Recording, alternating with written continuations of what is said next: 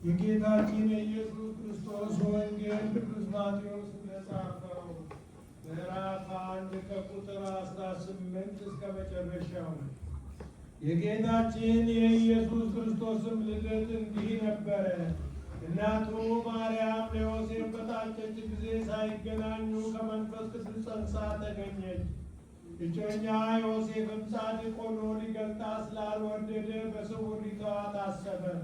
እርሱ ግን ይህን ሲያስብ እነሆ የጌታ መልአክ በሕልም ታየው፣ እንዲህም አለ፣ የዳዊት ልጅ ዮሴፍ ሆይ ከእርሷ የተጸነሰው ከመንፈስ ቅዱስ ነውና እጮኛህን ማርያምን ለመውሰድ አትፍራ።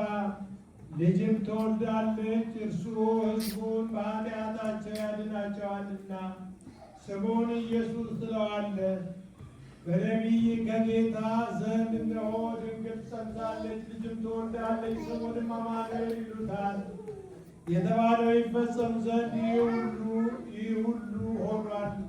ትርጓሜውም እግዚአብሔር ከእኛ ጋር የሚል ነው። ዮሴፍም ከእንቅልፉ ነቅቶ የጌታ መልአክ እንዳዘዘው አደረገ። እጮኛውን ማርያምንም ወሰደ። የበኩር ልጇንም እስክትወልድ ድረስ አላወቃትም። ስሙንም ኢየሱስ አለው። ሰማይ በምድር ያሉ በቃል የሰያን ሪቤት ላይ እንዳይሆን